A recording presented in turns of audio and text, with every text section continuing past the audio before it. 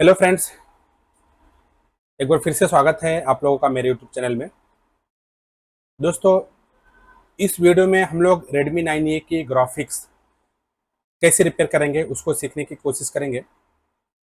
और जैसा कि हम लोग जानते हैं कि Redmi 9A है, उसके अंदर TFT डिस्प्ले का यूज किया गया है। तो इसी तरह से जितने भी मोबाइल TFT वाले डिस्प्ले होंगे उसी उसकी ग्राफिक्स इसी तरह से रिपेयर हमको करना रहेगा। तो दोस्तों, जब हम लोग मोबाइल को ऑन करेंगे, मोबाइल को ऑन करते ही एक VIO 1.8 की वोल्टेज पावर आईसी से जो निकलती है, हाँ यहाँ पे आप लोग देख सकते हैं। अ, ये वाली वोल्टेज पावर आईसी से निकलेगी और डिस्प्ले की कनेक्टर पर जाएगी।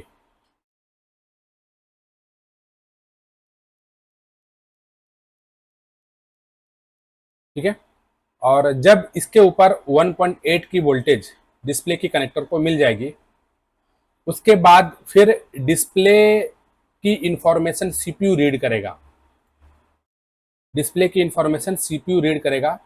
तो इसकी इंफॉर्मेशन सीपीयू को रीड डिस्प्ले की इंफॉर्मेशन सीपीयू रीड करने के लिए अलग अलग चीज़ों का यूज करता है। किसी किसी मोबाइल में आईडी की लाइन होती है, किसी में एक आईडी होती है, किसी में दो आईडी होती है, और किसी किसी में आईडी की लाइन नहीं यूज की रहती है। तो जिस मोबाइल के अंदर आईडी की लाइन की यूज नहीं की गई रहती है, तो उसकी इंफॉर्मेशन सीपीयू डेटा और क्लॉक के थ्रू, जो हमारी डेटा की लाइनें होती हैं डिस्प्ले से जो कनेक्टेड होती है, उस लाइन के थ्रू सीपीयू डिस्प्ले की इंफॉर्मेशन को रीड करेगा। तो जब 1.8 की वोल्टेज इस डिस्प्ले कनेक्टर को मिल जाएगी और जब मोबाइल हमारा डिस्प्ले से डिस्प्ले कनेक्टर से कनेक्ट होगा, तो सीपीयू डिस्प्ले की इंफॉर्मेशन डेटा और क्लॉक के थ्रू रीड करेगा इस लाइनों के थ्रू। उसके बाद में फिर ये सीपीयू इस आईसी को इनेबल कराएगा। यहाँ से आप लोग देख सकते हैं इनेबल की लाइनें इस आईसी के अंदर दी गई है। ठीक है। और सीपीयू इस आईसी के अंदर कुछ प्रॉब्लम तो नहीं है और इसकी रिक्वायरमेंट प्रॉपर पूरी तरह से मिल रही नहीं मिल रही है, उसकी भी इंफॉर्मेशन सीपीयू सीरियल डेटा और सीरियल क्लॉक के थ्रू इस आईसी की इंफॉर्मेशन लेगा। तो जब इस आईसी की इंफॉर्मेशन सीपीयू ले लेगा, उसके बाद सीपीयू यहाँ से इनेबल सिग्नल इस आईसी को भेजेगा और फिर ये आईसी स्विचिंग करके एलसीएम ए वी ई और LCM A V D D, दोस्तों ये दो वोल्टेज आउट करेगा और इस आईसी डिस्प्ले के कनेक्टर पर भेजेगा। और जब डिस्प्ले की कनेक्टर पे वीएसएन वीएसपी, ये जो है हमारा एलसीएम ए वी ई और LCM A V D D, जब इस डिस्प्ले कनेक्टर पर मिलेगा और डेटा की लाइनें जो है ये इसकी जीआर जो है सीपीयू से डेटा की लाइनें जब इस डिस्प्ले कनेक्टर से कनेक्टेड होंगे और जब डिस्प्ले हम लोग इसके अंदर लगाएंगे, तो हमारा जो डिस्प्ले है उसके ऊपर ग्राफिक्स आ जाएगा। तो इस तरह से हमारा जो ग्राफिक्स का सेक्शन है Redmi 9A का, वो वर्क करता है। तो डिस्प्ले के अंदर ग्राफिक्स आने के लिए ये जो डेटा की लाइनें हैं, ये इतनी जो डेटा की लाइन टोटल दोस्तों 10 होती है। तो इसके अंदर पूरी जगह इतना स्पेस नहीं था, तो इसके लिए मैंने पूरा 10 नहीं बनाया, शायद इसमें कुछ कम हो सकता है। तो ये डेटा की जो लाइनें हैं वो पूरी तरह से ओके होनी चाहिए। ठीक है। और एक रीसेट की लाइन होती है। रीसेट की लाइन अगर नहीं मिलेगी डिस्प्ले कनेक्टर पर, रीसेट अगर सीपीयू डिस्प्ले को रीसेट नहीं कराएगा, तो भी हमारा जो मोबाइल है उसके ऊपर ग्राफिक्स नहीं आएगा। और दोस्तों, जैसा कि मैंने इससे पहले की जो वीडियो है टीएफटी के बारे में मैंने आप लोगों को बताया है, उसमें मैंने आप लोगों को बताया था कि जब तक रिसेट सीपीयू किसी भी चीज़ को जब तक रिसेट नहीं करेगा, तब तक वो चीज़ वर्क स्टार्ट नहीं करती है। तो रिसेट की जो लाइन है जब तक डिस्प्ले से कनेक्टेड नहीं होगी, तो भी हमारा जो मोबाइल है उसके अंदर ग्राफिक्स नहीं आएगा। तो हमारे मोबाइल के अंदर ग्राफिक्स आने के लिए सबसे पहले जैसे ही हम लोग मोबाइल ऑन करेंगे, तो हमारा जो एलसीडी है, एलसीडी 1.8 वाली जो वोल्टेज है वो पावर आईसी से निकलेगी। उसके बाद में डेटा और क्लॉक के थ्रू सीपीयू डिस्प्ले की कनेक्शन की इंफॉर्मेशन को रीड करेगा। उसके बाद में फिर सीपीयू जब इसकी सीपीयू इसकी इंफॉर्मेशन को रीड कर लेगा, फिर सीपीयू डिस्प्ले को रीसेट सिग्नल भेजेगा। ठीक है। और रीसेट सिग्नल भेजने के बाद में सीपीयू इस आईसी को भी सीरियल डेटा और सीरियल क्लॉक के थ्रू इस आईसी को की इंफॉर्मेशन रीड करने के बाद इस आईसी को भी इनेबल निगेटिव और पॉजिटिव का सिग्नल भेजेगा। यहाँ पे 1.8 वोल्टेज इस आईसी के A1 और B1 की जो पिन है वहाँ पे मिलेगी। और सीरियल डेटा और सीरियल क्लॉक के B2 और C2 की जो पिन है वहाँ पे भी आपको 1.8 वोल्टेज देखने को मिलेगा। अब जब इस सीपीयू इसको रीसेट भेज देगा, रीसेट भेजने के बाद में इसकी इनेबल की जो लाइनें हैं इस आईसी को मिल जाएगी। तो उसके बाद ये जो आईसी है एलसीएम एवीईई और एलसीएम एवीडीडी जो है वो वोल्टेज आउट करके डिस्प्ले के कनेक्टर पे देगा और फिर डिस्प्ले के ऊपर ग्राफिक्स आ जाएगी। तो इसी चीज़ को हम लोग स्कीमेटिक में आप एक बार समझने की कोशिश करेंगे।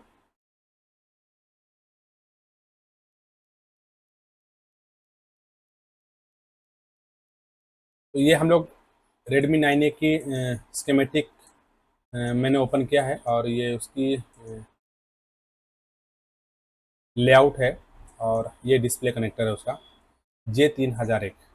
ठीक है, तो J3001 इसको मैंने सर्च मारा और यहाँ पे ये आ गया। तो सबसे पहले मैंने आप लोगों को बताया था कि इस पे VDD LCD 1.8 की जो वोल्टेज है इस डिस्प्ले के कनेक्टर पर मिलनी चाहिए। दोस्तों ये जो VDD LCD 1.8 की जो वोल्टेज है ये मोबाइल में बहुत सारे जगह पे जाएगी। ये वोल्टेज अगर हमारा मोबाइल ऑन है तो ये वोल्टेज अगर आएगा ही आएगा।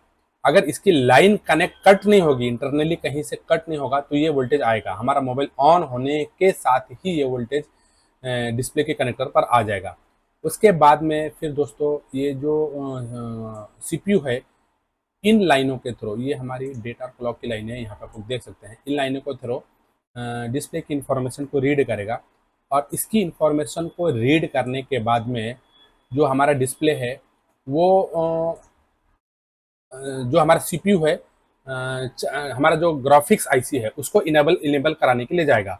और उसको इनेबल कब कराएगा, इनेबल नेगेटिव और पॉजिटिव का सिग्नल सीपीयू ग्राफिक्स आईसी को कब देगा, जब सीरियल डेटा और सीरियल क्लॉक के थ्रू सीपीयू उस आईसी की इंफॉर्मेशन को रीड कर लेगा, प्रॉपर वो वर्क कर रहा होगा, तब ये जो हमारा सीपीयू है उस ग्राफिक्स आईसी को इनेबल सिग्नल भेजेगा। तो सबसे पहले जो वोल्टेज है वो ये वाली वोल्टेज मिलनी चाहिए। उसके बाद में डिस्प्ले कनेक्टर पे जो वोल्टेज मिलेगा वो ये दोनों वोल्टेजेस मिलेंगे, एलसीएम ईवीडीडी और एलसीएम ये वीईई। ठीक है, तो ये जो लाइनें हैं इनको चेक करना होगा। यहाँ पे जीआर आना चाहिए। ये जो 10 लाइनें होंगी टोटल, 1 2 3 4 5 6 7 8 9 10, ये 10 लाइनों पे जीआर आएगा। आपको 500 से लेके 600 तक जीआर यहाँ पे आएगा। यहाँ पे जो जीआर होगा वो होगा 500 से लेके 600 के आसपास जीआर जो है वो आपको देखने को मिलेगा इन सभी डेटा और क्लॉक की लाइनों पर। ठीक है, तो ये आपको यहाँ पे जीआर चेक कर लेना है। उसके बाद में ये वोल्टेज तो हमने सबसे पहले चेक करना है। उसके बाद रीसेट की जो लाइन है यहाँ पे एलसीएम रीसेट, इस पे भी जीआर चेक करना है। ठीक है, तो रीसेट की लाइन पे जीआर चेक करने के लिए हम लोग ये यहाँ पे एक कैपेसिटर है जो कि एनसी है, लेकिन उसका ये जो लाइन है वो यहाँ पे दिया रहेगा। तो मैं इन सभी चीज़ों को एक एक करके मैं आप लोगों को मदरबोर्ड में भी दिखाने की कोशिश करूँगा। तो एलसीडी 1.8 की जो वोल्टेज है सबसे पहले उसको हमें देखनी होगी। तो ये हम लोग कहाँ चेक करेंगे, 1.8।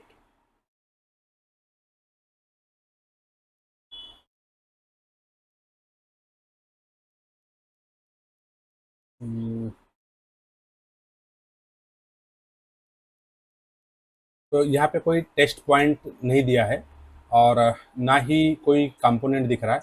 तो इसको हम लोग एक बार सर्च मारेंगे, LCD 1.8 वोल्ट। ठीक है, ये मैंने सर्च मारा और ठीक है, LCD अंडरस्कोर 1.8 वोल्ट। ठीक है, तो डिस्प्ले की कनेक्टर पर यहाँ से आएगा। ठीक है, तो Vivo 1.8 की जो यहाँ पे लाइन है, हाँ, एक तो Vivo 1.8 से भी दे सकते हैं डायरेक्टली, नहीं तो किसी किसी मोबाइल के अंदर एक LDO की सर्किट होगी और उस LDO से ये LCD की जो 1.8 वाली वोल्टेज है डिस्प्ले के कनेक्टर पर दी जाएगी। अब इस Redmi 9A में एक LDO का भी यूज हो सकता है या Vivo 1.8 वाली जो लाइन है वहाँ से डायरेक्ट भी ये वोल्टेज जो है वो दे सकते हैं। तो अगर यहाँ पे वोल्टेज नहीं आ रहा है, डिस्प्ले के कनेक्टर पर वोल्टेज नहीं आ रहा है, तो LDO देखना है वहाँ पे। अगर LDO में प्रॉब्लम होगा तो भी ये जो वोल्टेज है वो नहीं आएगा, और जब तक ये वोल्टेज नहीं आएगा तब तक हमारा ग्राफिक्स और VSN VSP की जो वोल्टेजेस होती है वो नहीं बनेंगे। तो जिस मोबाइल के अंदर LDO हो सकता है, Redmi 9A में अलग अलग कुछ चीज़ें, कुछ चेंजेस कर सकते हैं। तो उसमें वेरिएंट होते हैं अलग अलग मोबाइलों के अंदर, कि किसी किसी में क्या होता है दोस्तों, OBP में हमने देखा होगा कि किसी किसी मोबाइल के अंदर OBP IC की यूज की जाती है, और किसी किसी में OBP IC का यूज ना करके रजिस्टर, जीरो का रजिस्टर के थ्रू उसको बाईपास कर दिया जाता है। तो उसी तरह से इस मोबाइल के अंदर भी हो सकता है, Redmi 9A के अंदर, कि वहाँ पे हो सकता है कि एक LDO का यूज करके LCD 1.8 की वोल्टेज दी जाए, या एक जीरो ओम के रजिस्टर के थ्रू VIO 1.8 वाली को जो लाइन है वहीं से LCD 1.8 की वोल्टेज जो है वो दे दी जाएगी। तो आपका मोबाइल कौन सा है उसको देखना है। उसके अंदर अगर LDO लगी है तो 1.8 वाली जो वोल्टेज है, इस LDO से जो आउटपुट होगा उसके लिए यहाँ पे सिस्टम वोल्टेज मिलनी चाहिए 3.6 से लेकर 4.2 वोल्टेज।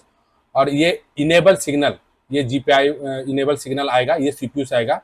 और यहाँ पे एक 100 किलो ओम का रजिस्टर जो है वो ग्राउंड किया गया है।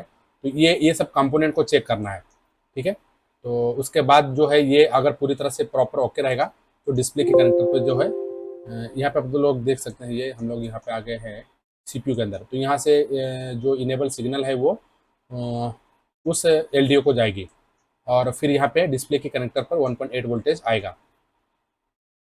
उसके बाद जब 1.8 वोल्टेज मिल जाएगा, ठीक है, फिर इस लाइनों के थ्रू CPU जो है डिस्प्ले की इंफॉर्मेशन को रीड करेगा, और रीड करने के बाद फिर CPU इस LCD के ऊपर एक रीसेट सिग्नल भेजेगा, LCM रीसेट। तो यहाँ पे भी आपको एक GR चेक करनी है। और इससे पहले मैं आप लोग को यहाँ पे इसकी जो लाइनें हैं वो दिखा देता हूँ। तो हम लोग यहाँ पे आते हैं, 9A का मैंने ये हार्डवेयर सोल्यूशन जो है उसको ओपन किया है। तो ये जो है इसकी डेटा और क्लॉक की लाइनें हैं। तो यहाँ पे इस साइड में आपको, ये साइड में आप लोगों को GR चेक करनी है। अगर यहाँ पे GR आ रहा है और इस कनेक्टर पे नहीं आ रहा है तो डायरेक्ट आप लोग इसको जंपर मार के इसको बाईपास कर सकते हैं, ठीक है। तो यहाँ पे आप लोगों को सबसे पहले GR चेक करना है। अब अगर ये GR ओके रहेगा तो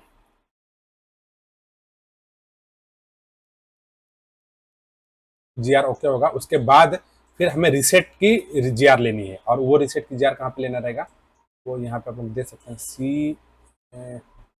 C3064, C3064। तो इसमें सर्च नहीं हो रहा दोस्तों, इसमें सर्च नहीं होगा, ठीक है, सर्च का ऑप्शन शायद नहीं दिया है। तो वो C3064 यहाँ पे, ठीक है, ये यहाँ पे आप लोग देख सकते हैं। तो यहाँ पे आपको रीसेट की GR चेक करनी होगी, C3064। तो ये कहाँ पे है मैं आपको दिखा देता हूँ, इधर से चौथा नंबर, इस लाइन पे, ठीक है। यहाँ पे आपको रिसेट चेक करना होगा। और इसमें ये जो रिसेट की लाइन है, रिसेट लाइन, और ये जो डेटा और क्लॉक की लाइन है, अगर इसकी GR यहाँ पे नहीं आती है तो आपको सीधा CPU रिवॉल्व करना पड़ेगा। CPU से इसकी लाइनें जो है वो कनेक्टेड होती है। उसके बाद इसके बाद जो होगा हमारा रिसेट होने के बाद में फिर CPU से IC को, जो हमारा ग्राफिक्स IC होगा, हाँ, ये ग्राफिक्स IC के ऊपर हम लोग आ गए। इस ग्राफिक्स IC को इनेबल सिग्नल आएगा, ठीक है। तो ये ग्राफिक्स IC है। अब इस IC को वर्क करने के लिए V सिस्टम की सप्लाई जो है वो दी जाती है, और उसकी जो इनपुट वोल्टेज होगी वो C1 की पिन पे इनपुट होगी, और D1 की जो पिन है वहाँ पे इसकी स्विचिंग होगी, ठीक है। तो यहाँ पे वोल्टेज, इनपुट वोल्टेज मिलना चाहिए आपको। IC उठा के अगर VSN VSP या LCM AV-DD LCM AV-E की जो सप्लाई है वो आउट नहीं हो रही है, तो एक एक चीज़ें, ये जो IC है इसकी पूरी एक एक रिक्वायरमेंट वो चेक करनी है। तो वो कैसे चेक करनी है, तो सबसे पहले इसकी जो इनपुट वोल्टेज है वो वहाँ पे आपको चेक करना होगा, यहाँ पे C1 पे और D1 पे इसकी इनपुट वोल्टेज अगर मिल गई, उसके बाद में यहाँ पे आपको इनेबल पॉजिटिव और निगेटिव, ठीक है, यहाँ पे आपको 1.8 वोल्टेज चेक करना है, या GR चेक कर सकते हैं, या तो 1.8 वोल्टेज चेक कर सकते हैं। और 1.8 चेक किए तो बेस्ट है, हो सकता है कभी कभी वोल्टेज ना आए और GR आ गया। तो अगर इस पे 1.8 नहीं आ रहा है B1 पे, दो इसके इनेबल लाइनें हैं, तो इसको आप लोग बाईपास कर सकते हैं। वो बाईपास कैसे करेंगे, इसकी यहाँ पे जिस पे मान लिया कि इस पे 1.8 वोल्टेज आ रही है और इस पे नहीं आ रही है, तो आप लोग यहाँ से लेके सीधा इसको आपस में शॉर्ट कर देंगे, इसको ज्वाइन कर देंगे या जंपर मार देंगे। तो आपका काम हो जाएगा। तो इनेबल पॉजिटिव और नेगेटिव ये ओके होनी चाहिए। दूसरी जो है इसके अंदर है सीरियल डेटा और सीरियल क्लॉक की जो लाइन है, यहाँ पे भी आपको 1.8 वोल्टेज मिलेगा। इसकी इनपुट वोल्टेज मिलनी चाहिए, इसकी पॉजिटिव और नेगेटिव की जो इनेबल सिग्नल है वो मिलनी चाहिए। तो यहाँ पे 1.8 वोल्टेज आएगा और यहाँ पे भी 1.8 वोल्टेज आएगा। तो ये इसमें भी अगर कोई लाइन अगर ब्रेक होगी तो आपका जो आउटपुट वोल्टेज है VSN VSP की वो नहीं बनेगी। तो ये दोनों जो लाइनें हैं वो ओके होनी चाहिए। उसके बाद दोस्तों जो ये आपका कॉइल है ये ओके होना चाहिए, क्योंकि ये जो कॉइल है ये स्विचिंग करके जो वोल्टेज है यहाँ पे ये बूस्ट करा के यहाँ से आउट करके देगा। ठीक है। और यहाँ पे आप लोग देखेंगे तो सी फ्लाई 1 सी फ्लाई 2 दो लाइनें हैं और जिसके बीच में पैरेलल में एक कैपेसिटर यूज किया गया है 2.2 माइक्रोफेराड का। तो ये जो कैपेसिटर है ये निगेटिव वोल्टेज बनाने के लिए यूज किया जाता है। तो अगर ये कैपेसिटर जो है इसकी वैल्यू में कुछ डिफरेंस आ गया या ये कैपेसिटर शॉर्ट हो गया तो अभी जो हम आपका जो निगेटिव वोल्टेज है LCM ये VEE ये नहीं बनेगा। ठीक है। या हो सकता है दोनों वोल्टेजेस ना बने, तो इस कैपेसिटर को आपको चेक करना है। उसके बाद यहाँ पे एक और कैपेसिटर होगा LCM AV-DD। ठीक है। यहाँ पे ये 10 माइक्रोफेराड का है। ठीक है। 10 माइक्रोफेराड का दोनों के अंदर यहाँ पे दोनों लाइनों के अंदर यूज किया गया है।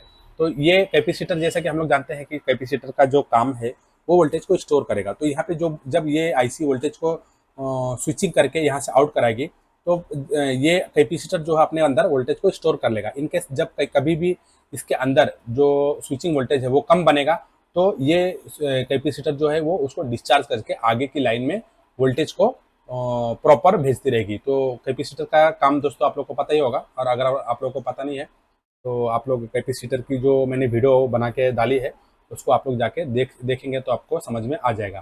तो कैपेसिटर अगर आपका यहाँ पे नहीं होगा या कैपेसिटर शॉर्ट हो जाएगा तो भी आपका जो VSN VSP की जो वोल्टेजेस है, ठीक है, ये VSP की वोल्टेज है, ये VSN की वोल्टेज है, तो भी ये जो वोल्टेज है वो आउट नहीं होगा। और फिर हमारे मोबाइल के अंदर हमारे डिस्प्ले के अंदर वो जो है ग्राफिक्स वो नहीं आएगा। तो दोस्तों इस तरह से जो हमारा Redmi 9A है उसकी ग्राफिक्स सेक्शन वर्क करती है। और दोस्तों कोई भी मोबाइल हो, TFT हो या एमोल्ड हो, जब तक मोबाइल के अंदर ग्राफिक्स नहीं आएगा तब तक हमारे मोबाइल के अंदर मोबाइल की डिस्प्ले के अंदर लाइट नहीं आएगा। तो सबसे पहले हमें ग्राफिक्स को रिपेयर करना है। तो इस तरह से हमारा TFT का जो ग्राफिक्स सेक्शन है Redmi 9A का वो वर्क करता है। तो दोस्तों फिलहाल इस वीडियो में इतना ही, और अगर ये वीडियो आप लोग को पसंद आए तो इस वीडियो को लाइक करें और मेरे चैनल को सब्सक्राइब करें, और दोस्तों इस वीडियो को ज़्यादा से ज़्यादा लोगों तक शेयर करें। और अगर आप लोग कमेंट करेंगे तो इसके नेक्स्ट पार्ट में मैं इसकी जो लाइट की जो वर्किंग है उसके बारे में मैं वीडियो बना के आप लोगों को देने वाला हूँ। ठीक है। नहीं भी कमेंट करेंगे तो भी मैं बनाने वाला हूँ, लेकिन अगर आप लोग कमेंट करते हैं तो मुझे अच्छा लगता है कि आप लोग मेरे वीडियो को देख रहे हैं, आप लोग पसंद कर रहे हैं, तो मुझे भी वीडियो बनाने में ज़्यादा मज़ा आता है। तो दोस्तों फिलहाल इस वीडियो में इतना ही, और तब तक के अपने लिए अपना ख्याल रखें। धन्यवाद दोस्तों।